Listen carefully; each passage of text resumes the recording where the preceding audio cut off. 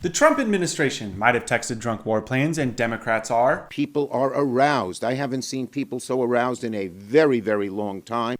Ew, that's disgusting. The Atlantic journalist Jeffrey Goldberg was accidentally added to a Signal group chat with top leaders of the Trump administration where they discussed the new scans of the pyramid and if the moon landing was real.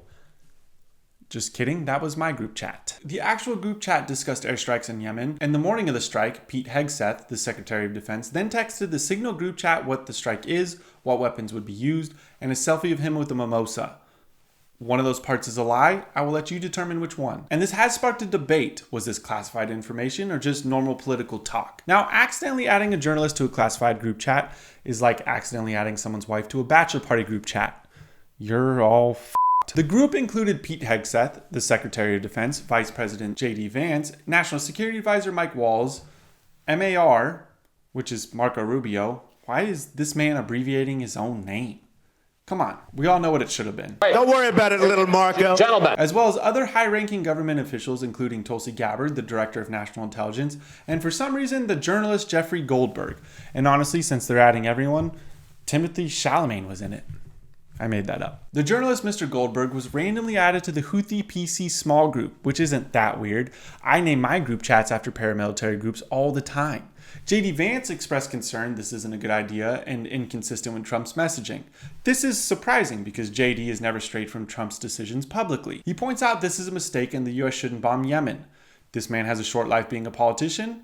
He's making way too much sense. Randomly bombing the Middle East is like the one job requirement for politicians. These leaks have also extended to Venmo. Mike Waltz, the man who added the journalist to the group chat, also had his Venmo set to public, where you can not only see 500 transactions to Israel, but all of his contacts as well. And like a good group chat, the gossip began. They talked on Biden, saying the messaging will be that Biden failed, so they're now doing it. J.D. Vance and Pete Hegseth then went on to roast Europe and called them freeloaders. Kind of sick. I like that. And then more details of the strike came in, saying the target went into his girlfriend's house and they collapsed the house. Wait, did we just admit to blowing up a random chick's house? If we're doing that, can we drone strike the leasing office of my old apartment complex? The Hills of Corona. Pete, I will DM you the address right now. I have Signal already downloaded. The group then responded with prayer emojis after the strike happened, which is enough proof for me to know this is real. When this started, Jeffrey Goldberg was lurking in the background of the group chat. He believed this wasn't real at first, because how do you accidentally add a journalist to potentially classified group chats? So when the strike happened, Mr. Goldberg then opened Twitter and searched up Yemen and saw airstrikes were just hitting targets after scrolling through 86 of Elon Musk's tweets. Put the phone down, Elon. Go to work. My portfolio needs it. That is when Mr. Goldberg from The Atlantic realized it was real and that he got added to a group chat that the public wasn't supposed to see, which is surprising because according to Pete Hegseth, and I quote, "We are currently clean on OPSEC." That stands for Operation Security. Your OPSEC is as clean as a martini with 6 olives, Pete. Now I like Pete. Pete is also notorious for liking alcohol, which makes me like him more. We have all done dumb things in group chats after a night of heavy drinking. Not as bad as adding a journalist to an encrypted group messaging app to keep people out or having it leaked to the public, where we discuss the target location, the play-by-play of the exact weapons used, and the behind closed doors disagreement between the president and vice president. He f***ed up. But hey, it happens. Honestly, this was probably a mistake. The members of the group chat are probably admitting that, right?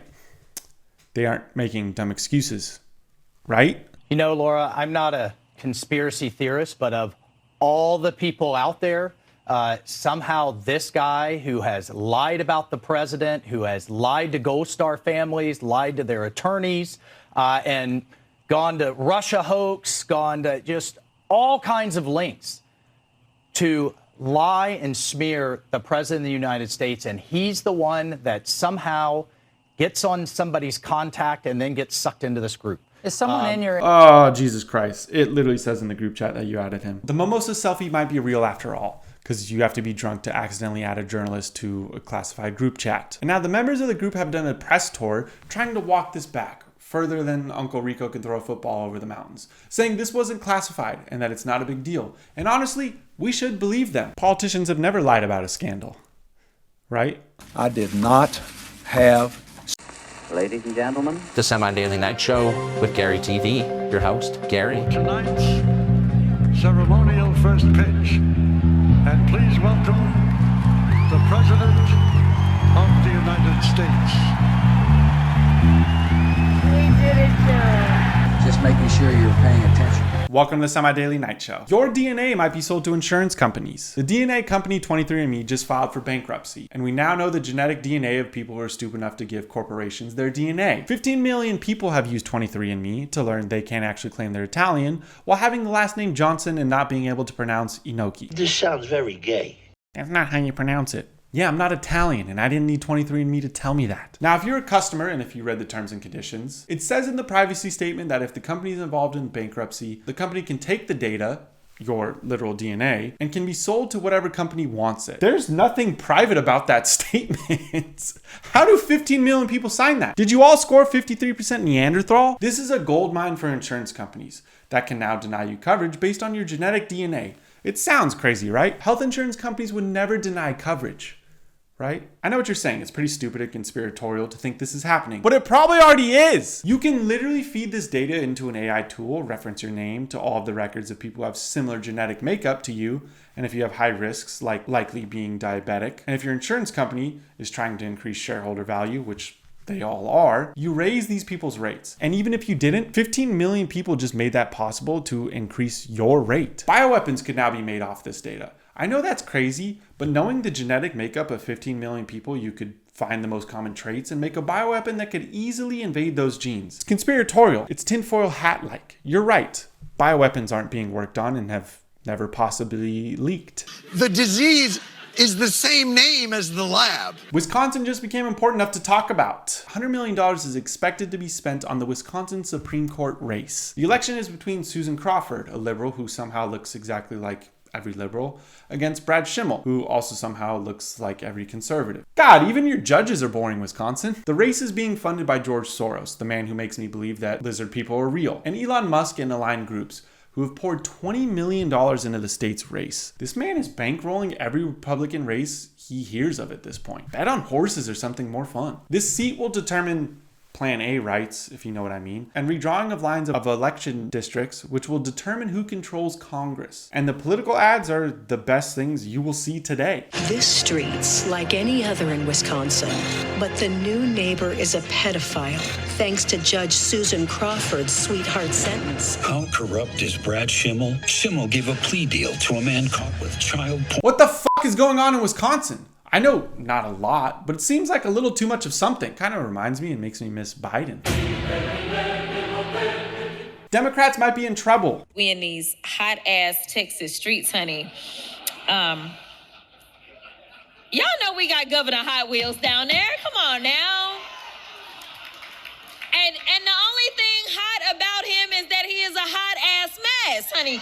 So objectively, that's f***ed up. Subjectively, that's kind of funny. You gotta admit, and before Republicans get mad, we all made fun of Biden for having dementia, so spare me your emotions. Now, she walked it back.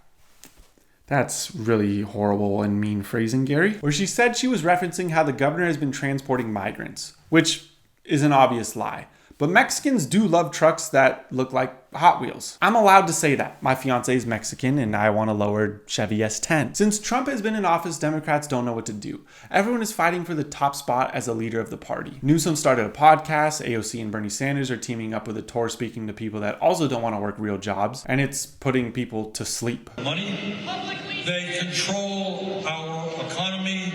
They own much of the media. Elected officials who know how to stand. No, seriously, they're falling asleep mid-speech. Now, Democrats, if you bring Hassan Piker into this to tell these people to get some vitamin D so half the crowd isn't falling asleep, this will be a problem for Republicans. Not saying Hassan Piker is good. He's just every liberal's dream. Tall, chronically online, says the rich is bad while being rich. It's like every liberal's parents. Oh, that's going to land a little close to home for some of you, because the most liberal people always come from parents with 2 or 3 homes. Isn't that right, Bernie? Democrats' sentiment isn't good, and it reminds me of something. That's an accurate description of the vibe of anyone who voted against Trump currently. And their party knows it. Democrat politicians and Democrat voters can't seem to agree on what they want. Bernie Sanders and AOC's rallies have drawn large crowds despite me making fun of them, and there is hope there. But the Democrats have a history of f***ing up who they pick to be the presidential nominee, as bad as Republicans can f*** up a group chat.